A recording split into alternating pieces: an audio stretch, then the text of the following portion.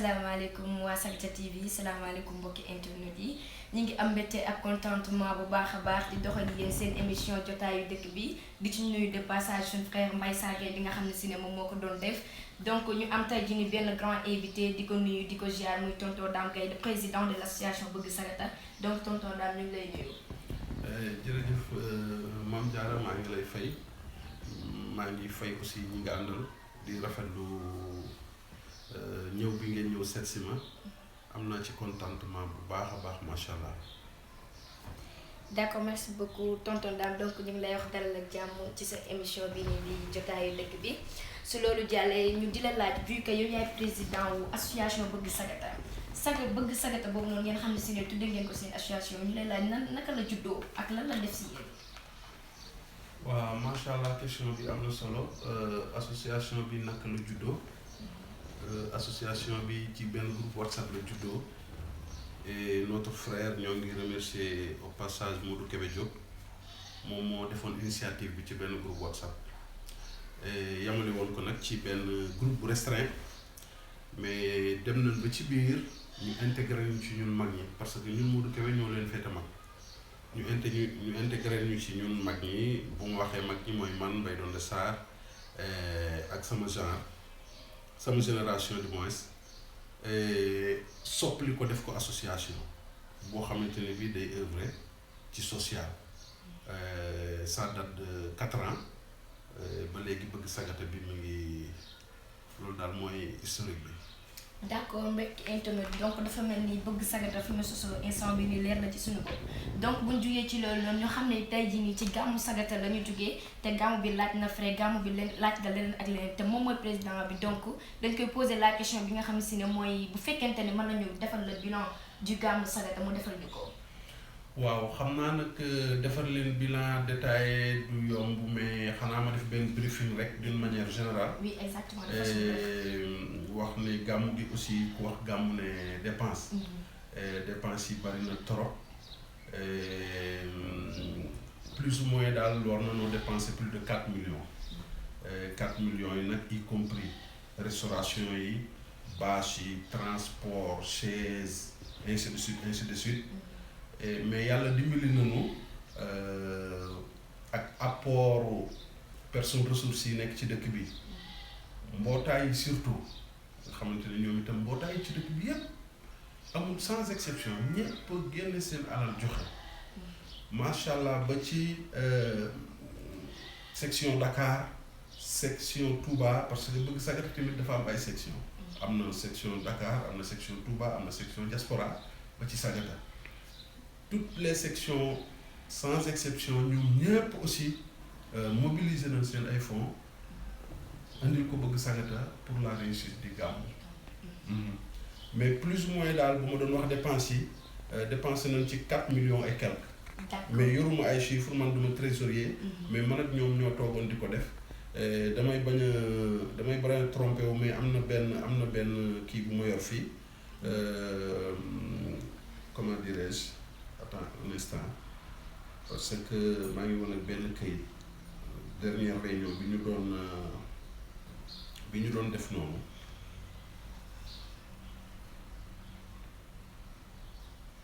d'accord. mais on peut dire que ni daal amu leen dette. non par la grâce de Dieu amuñu dette. amuñu dette wax dëgg yàlla. amuñu dette parce que ñëpp daal indi nañ seen alal def nañ ci seen doole ba affaire bi réussir. donc sans plus tarder vu que ci gàmmu Sagata bi ngeen jógee alhamdulilah am leen def donc jàppale ni war na mën a am yeneen projet yoo xam ne si ne yéen teg ngeen ko ci seen kanam donc ñu leen laaj après gàmmu bii nii yéen lan moo nekk seen premier projet bi ngeen xam ne si ne teg ngeen ko pour Sagata Gate. kon bu ma déggee mooy perspective yi daal. alors Bëgg Sagata depuis qu'il est né depuis 4 ans qu'il est né. toujours mi ngi en action toujours aussi mi ngi am ay projet devant bu fekkente ne si je me rappelle très bien amoon ngeen fii seen mbokk yu lakkale woon dama fàttali ko du Babacar la xama Mbay à côté ginnaaw école lakkale woon nan ñun ñoo jëloon sunu alal defaralaat ko ñaari néeg xaddal ko jëndal ko ay matelas ak vivre yóbbul ko te du woon moom rek amoon na kër Issa Gueye ñu lakkale woon amoon na kër Ndongo Sow ñu lakkale woon pas mal de d'action yoo xamante ne bii def nañ ko ci dëkk bi ay nit ñoo xamante ne bii du ñoo feebaroon ñu desale woon ko ci benn consultation gratuite bu ñu doon def ñoo xam ne dañoo amoon sax d'ailleurs cancer yàlla dimbali nañu ñu waxtaan ak ICP bi jàppale malade yi di leen jox paas di leen fayal seeni analyse di leen fayal seeni rajo ba yàlla dimbaliwaat ñu ñëw ci jàmm. Alors école bi nga xam ne ñun fi lan jànge ñun ñëpp réfectionné nañ fa ñaari classe électrifié nañ ko peinture nañ ko pareil pour le dispensaire gis nga maternité bi ñu fa tabax wax nañ ko waxati ko maternité de dernière génération jënd machine échographe def fa bu fi mu nekk nii kenn dematul Kébémer wala ngay dem Darou Moussi di def échographe lépp Sagata nga koy defee perspective yi nag bari na ndax maternité bi dafa war a am labo de ce fait que képp koo xamante ne bii war nga lor dootoo génn dëkk bi lépp fii nga koy defee ba yàlla may la jàmm. ñoo ngi en phase de construction ak le cimetière u Sagata yi commencé nañ ko d'ailleurs ba am na ci benn niveau bu mu toll mais duñ ko war a achever fi mu nekk nii loolu mooy sunu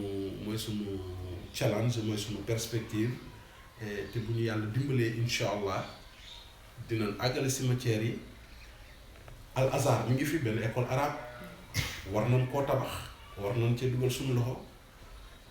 du jeex daal perspective yi daal macha allah xam naa parce que Sagata mooy dëkk bi nga xamante ne bii lépp la manqué donc nécessairement il faut tout un chacun apporte sa pierre à l'édifice pour ñu mën a defar dëkk waaw. D'accord merci beaucoup donc su loolu weesoo vu ak li ngeen réalisé lépp ak projet yi nga xam ne si ne yëpp am ngeen ko pour mettre Sagata en avant donc damay laaj ba xam bëgg Sagata moom ci cotisation yi ñuy cotiser rek ci lay defar loolu lépp wala dafa am yeneen partenaires yoo xam ne si ne dañ koy may fond. waaw bëgg Sagata nag pour dire vrai li ci ëpp ci li ñu réalisé ci cotisation yi ñuy cotiser surtout waa diaspora bi nag maa ngi leen di jaajëfal bu baax parce que waa diaspora bi bëgg Sagata bu doxee 100% 60 voire 70% waa diaspora ñoo ko doxal ça ne veut pas dire que ne waa dëkk bi doxalul ça veut pas dire que waa Dakar doxalul ñu ngi doxal bu baax xëy na peut-être waa diaspora yi daal ñoom lañ gën a sollicité ñoom ñoo gën a dugal seen loxo ci liggéey bi. am nañ aussi ay partenaires au niveau de l'Espagne am nañ fa benn ONG boo xamante ne bii vraiment ñoom itam ay jàmbaar lan ma profité di ci nuyu Souleymane Sall Baye Asgay et Mame Cheikh Al Kabir et tout ce qui s'ensuit Kamal Diaw ñoom ñoo ñu mettre en rapport ak ONG boobu nga xamante ne bii dañuy dimbalaate ñëw nañ fii may nañu ay matériel ay chaises roulantes ay pas mal de matériel yoo xamante ni bii dispensaire bi daf ko soxla woon indi fi beneen projet boo xamante ni bii aussi jigéen ñi nga xam ne dañoo war na lor dafa am somme bu ñu leen di jox ñu ci mën di dimbali ko ba yàlla defal leen ñu mucc donc à part partenaire boobu xanaa yeneen partenaires yi ñu am mooy bon Barguette de Sagata bi nekk Dakar ñooñu suñu ay partenaire la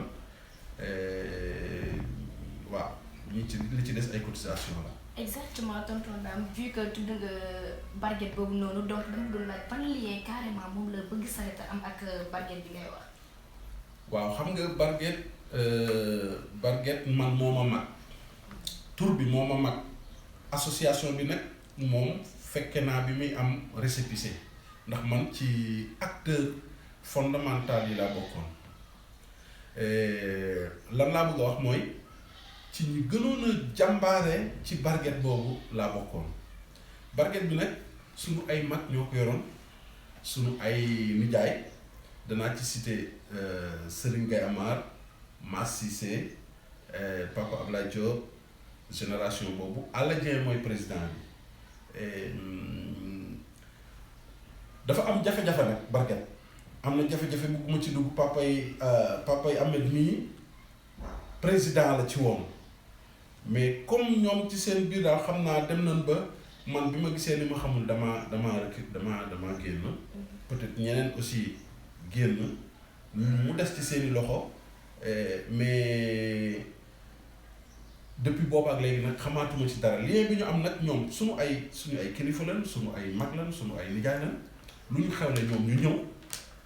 lu ñu xewle wax leen ko ñoom it lu ñu xewle wax ñu ko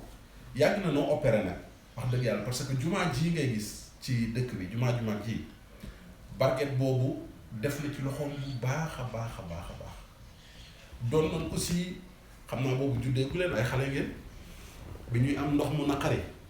robinet yi di tëj ndax ñàkk gasoil ay la Souleymane Cissé yàlla na ko yàlla yërëm daana ci def alalam Barguet bii aussi daanañ jël seen alal di ko ci def mais xam naa nag fi mu nekk nii opéré wuñ bu baax parce que pratiquement nekkatuñ ci Sagata amatuñ jot ñi ngi jël âge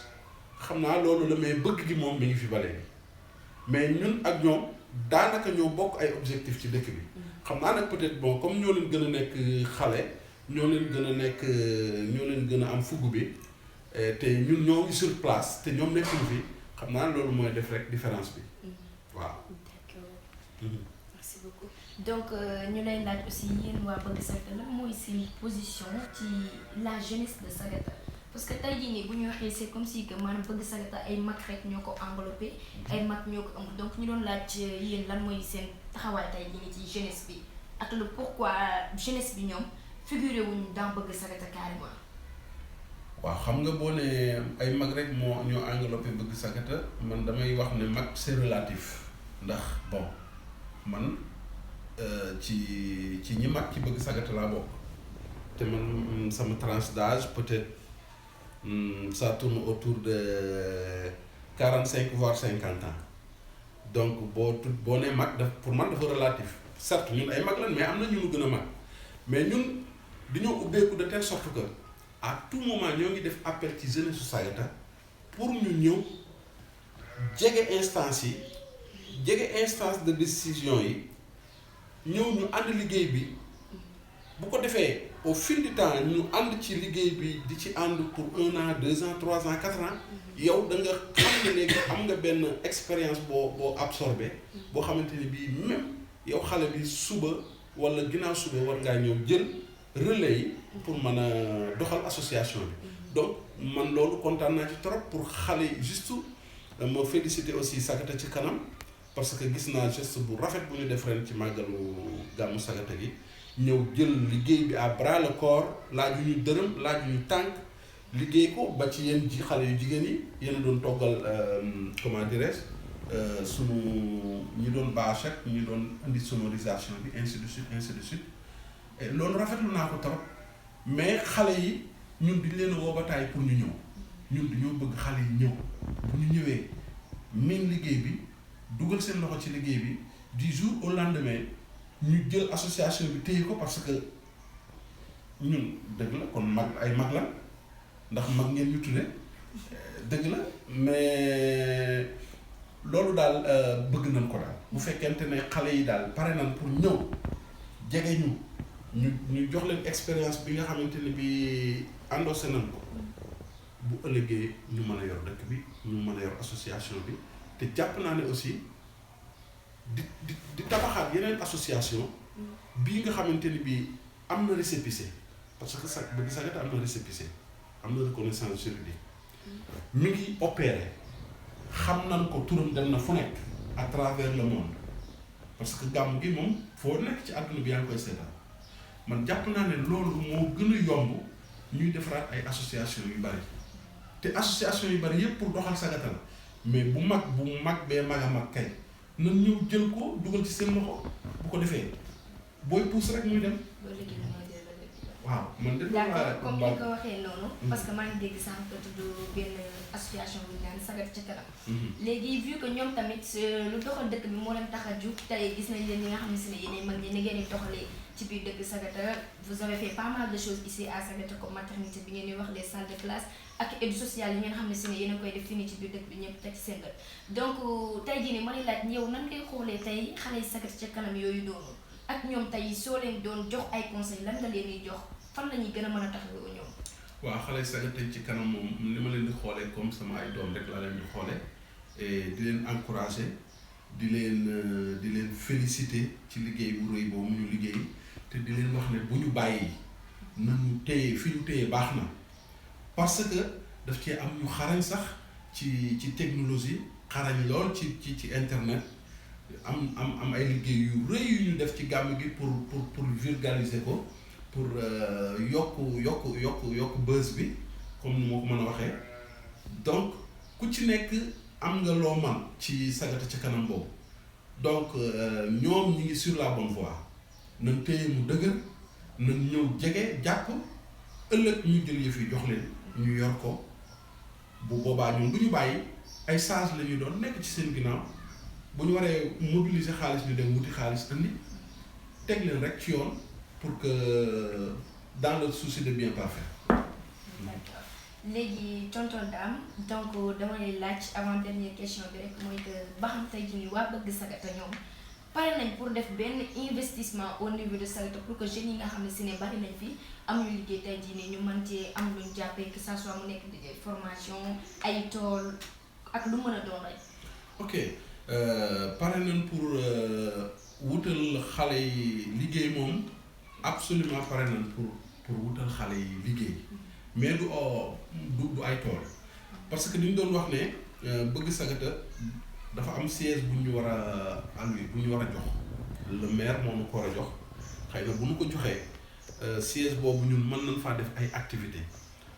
bu ñu amee ay matériel mën nañ ko faa denc soit bâche soit ay chaise soit matériel sonorisation wala yu demee noonu bu boobaa. mën nañoo créer emploi même defar foofu ay MoneyGram ay Western Union ay comment dirais-je ay Wave ainsi de suite parce que loolu aussi création d'emploi la te bu ñu yàlla dimbali woon ba ñu jot ci siège bi loolu lépp mën nañ ko liggéey donc quant à mbiru tool yi nag loolu moom defe naa il appartient au maire. moom mooy joxe suuf comme joxul suuf doo am suuf te moom aussi jàpp naa ne xalaatam àgg na ci wut ay dak domaine agricole yi xew léegi parce que am na benn bu ma dégg fii Mayaay xaw ma mese rek ñu ne def nañ ko Mayaay ñu ne def nañ ko fa ñooñu ñu ngi ci gis seen bopp pourquoi pas ñu defar bu mel noonu Sagata. donc loolu c'est une question à se poser point d'interrogation léegi ñu jàll ci tey jii nii bureau bi nga xam ne si ne mooy bureau bëgg Sagata depuis que ñu ni bëgg Sagata mi ngi duré bañ mën a wax 4 ans ñu gis que ni tonton Dame Gueye moom moo nekk le président de l'association bëgg Sagata et depuis loolu gisuñu buñ keneen dégguñu keneen ñuy laajte ba xam bureau bëgg Sagata boobu noonu dafa nekk loo xam ne dafa définitif wala yéen compte ngeen renouveler ko. non bureau du définitif bureau boo mën a gis day am durée de vie moo xam 2 ans la moo xam 4 ans la moo xam 5 ans mais ñun dans peu de temps danaa woote assemblée générale parce que man année bii nii mooy sama 4e année ci bopp bëgg Sagata assemblée générale bi aussi dañuy falaat bureau bi fi nekkoon day joxe leen ngi ñu wut beneen bureau bu bees moo xam dañuy falaat président bu bees ñuy falaat trésorier bu bees ainsi de suite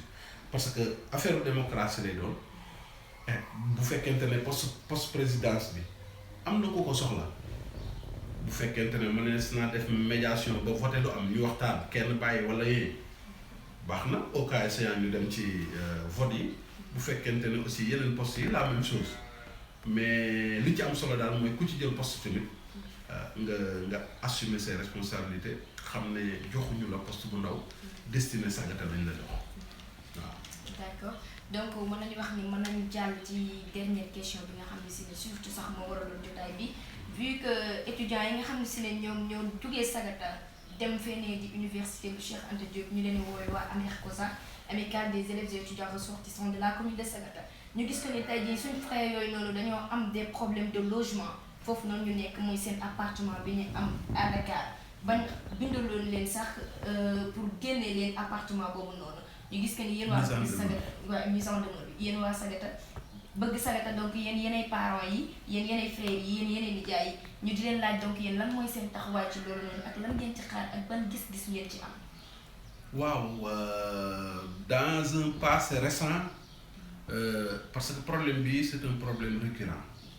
dans un passé récent boobu defe naa Abdou Diop moo nekkoon le président Abdou Diop si je me trompe pas amoon nañ jafe-jafe amoon nañ jafe-jafe au niveau de l'université mais comme association Bëgg Sagata man le président ñu wax ma ko bi ñu ma ko waxee ma waxtaan ci ak waa Bëgg Sagata ba ñu mobiliser woon pratiquement 800 000 francs 800 000 laa la wax de 800 000 ñu mobiliser ko jox leen ko parce que xam nañ ne ñun seeni papa la seeni nijaay la seen ay mag la te jàng mooy yore réew te waruñoo bàyyi suñu ay doom di am ay jafe-jafe ci jàng yeneen doom yi seen waa dëkk di leen teg ci ay conditions yu baax pour ñoom ñu mën a continuer jàng di raw suñu ay doom donc loolu sax gàcce la ci ñun bon bi ñu ko defee l'année qui suit ñu am gàmmu Sagata comme nii mais gisoon nañ ne aussi en toute franchise laay waxe xale étudiants yooyu il n'était pas à la hauteur ñi fa nekkoon jamono yooyu parce que ñun ñoom buñ mënee amee jafe-jafe ñun ñu jël 800 000 jox leen ko ñu régler seen problème bu ñu wootee gàmmu Sagata ñoom war nañoo ñëw jàpp ci chaise jàpp ci banc jàpp ci bâche ainsi de suite tel n'était pas le cas ba man nag mere woon naa leen un certain moment Fallou Ndiaye bu dëkk Cori interpellé na ma fi daaw ne ma bon dañu war a am ay ndogu yu ñu war a def université ndax xale yi jàngee université dëkk Sagata bu ñu sañoon ne ma ne leen man du ma joxe dërëm te du ma wax kenn mu joxe dërëm ci télé laay waxee parce que yéen rendre leen la monnaie ndax yéen mënu leen am problème ñëw ci Bëgg Sagata dajale li mu am ñëpp jox leen kon bu fekkente ne am ngeen benn respect ci ñun sax waru leen woon toog xaar ñu leen di woo pour ngeen liggéeyal ñu da ngeen war a ñëw nekk au service de Bëgg Sagata bon comme tel n'était pas le cas xam naa bon affaire bi réglé wul ndax dugaluma ko ci groupe bu Bëgg Sagata bi am na ku ko fa dugal mais kenn ça n'a pas abouti kenn joxewul dara mais ak problème bii nga xamante ne bii moo fi nekk nga xam ne Mbaye Gueye ñëw na ci man ànd ak l'autre la xaritam bi Cheikh Mbaye waaw depuis presque une semaine ñoo ngi koy traité waxtaanaa ci ak monsieur le maire mais monsieur le maire li ma wax mooy xaalis bi dana génn léegi bu fekkente ne mën nañu lijjanti ku leen lebal bu xaalis bi génn ñu fay man depuis une semaine maa ngi waxtaan ak waa Bëgg Sagata yi mais dañoo nekkoon en réunion bi sax jeexagul ba léegi mi ngi en cours mais dans un premier temps man nee naa comme mënul xaar ñoom am na benn somme boo xamante ne bii jox naa leen ko bu ko defee ñoom danañ dem jox ko bailleur bi ne ko en attendant suñu frères yi parce que waa Bëgg Sagata yi ñoom ñii dañoo d'accord ne danañ leen may ñii d'accord ne dañ leen di lebal comme dañoo am benn subvention mais dans l'un ou dans l'autre lépp moom na problème bi résoudre rek moo ci am importance ba jox naa leen une somme de 250 000 francs pour ñu jox ko bailleur bi bu ko defee ñu stand-by xaar léegi soit subvention bi ñëw wala Bëgg Sagata bëgg leen a dolliwaat leen mais problème la boo xam ne incha allah danañ ko régler waaye nag man dama leen conseiller tamit étudiants yi il faut parents yi aussi dugal seen loxo ci affaire bi parce que bu ñu ko bëggee bàyyee Bëgg Sagata rek wala ñu bëgg ko bàyyee ak keneen ku mu mën a doon day xaw a sooxe te ndimbal nañ fekk loxol borom man damaa soxla 10 000 francs bu ma amee 1000 francs te ki may dimbali 9000 la may jox bu ma amee 2000 ki may dimbali 8000 la may jox toujours day am benn plus-value boo xamante ne bii moo ciy teg donc loolu laa leen di conseiller di ko conseiller parents yi ñu jàpp ci parce que jàng gratuitul amul fenn fu mu gratuit ci àdduna dafa metti ndax restauration yaa ngi fi feuilles yi ñuy photocopier yi ngi fi paas dem ak dikk li bari na daal yu ci laxasu mais lépp yàlla na yàlla saafara ba étape bi ñu toll ñu passé ko te bu ñu màggee aussi ñu liggéey te jariñ Sagata waaw xam ne Sagata la ñu dëkk Sagata la ñu juddoo fi la ñu jàngee seen cycle primaire secondaire ba jóge fi dem donc kon war na noo delloo njukkal Sagata waaw. donc comme ni ñu ko déggee tonton Dame indi na ay leeral yu mat a mat sëkk ci li nga xam ne si ne mooy problème mu étudiants yi dëkk Sagata nekk fii ne ci université bu Cheikh Anta Diop bu loolu weesu ñun tamit ñun waa Sagata TV ñu ngi leen di ñaanal bu baax a baax ba ñu endurer si problème yi nga xam ne si ne ci leen nekk ñu génn ci ak jàmm ak salaam donc tonton Dame Gueye ñu di la remercier bu baax a baax di la aussi sant ci teewlu bi nga teewlu suñu jotaay ak suñu émission nangu ko ànd ak ñun bu baax a baax di la jox donc nga tàggatoo mbokk internet yi. waaw di man maa leen di sant maa leen di gërëm ci ñëw bi ngeen ñëw ci man di wax ne yéen itam lii ngeen tàmbali yàlla na ko yàlla dëgëral yàlla na dem ba nekk ay télévision yu mag a mag ay rajo ak ay télévision yu mag ngeen nekk aussi ay présentateur d'émission yu mag a mag a mag yàlla mën na ko yàlla na ko def parce que affaire yi moom dëkkul fenn boo gisee ay ñoom bubs yi benn mbuus lañ jële woon Saint-Louis ñëw Dakar ak tant d'autres bu ma doon lim fii ba suba du jeex mais li am solo mooy nga gëm sa bopp rek boo gëmee sa bopp tu peux y arriver waaw tu peux y arriver te dara ci àdduna du lu extraordinaire xam nga lan moo am ci àdduna liggéey te gëm ne yow lii ngay liggéey da nga ci réussir da ngay persévérer bu boobaa donc kon yéen aussi nekk ay jeunes yu dynamique nekk ci dëkk bi Sagata TV yal na yàlla suñu borom jàppale leen parce que yéen seen sama ay doom ngeen kii rek laa ci miinul Moustapha. mooy Moustapha Diop. Moustapha Diop. moom kan mooy papaam. moom il est de Njib tailleur donc à Sagata. dëkku Sagata. non non d'accord Moustapha Diop Njib ok waaw moom taxul ma miin ko. mais Njib nag kenn mënu ko génne ci Sagata parce que commune de Sagata la. waaw Njib ak Sagata donc il est de Sagata suñuy mbokk lañ yow sa papa xam naa ko fekk naa ko Gambie muy ku baax kii papaam ñoo nekkandoo Italie Ablaye Mbengue kii papaam Pafal moom itam gis nga très généreux dëkk bi yëpp lépp lu yëkkati loxoom mi ngi ci day joxe ba joxe lu mu amul donc c'est nous dans nous daal Sagata ki gañ yal na yàlla àggale projet yëpp yi ngeen am yi mu am yi maire am bu ko defee Sagata jëm ca kanam Sagata rek moo ciy gañe donc ñu wax amiin di féliciter tonton Dame Gueye di ko ñaanal loolu mu yàgg fi teewal tamit du fan ak wér gi yaram dina remercier donc sama technicien yi nga xam ne si ne ñoo jàpp ci émission bi depuis lorte soo nañu comme Mohamed Mbengue Souley Fall et Moustapha Diop borom saaj bi su loolu weesoo mooy remercier aussi mbokki internet di remercier mbokk Sagata TV mais aussi di remercier waa Sagata ak képp koo xam ne si ne yaa ngi suivre suñu émission muy jotaayu dëkk bi di leen jox beneen dig dagee ci yeneen émission ci yeneen épisode incha allah donc merci beaucoup à tout le monde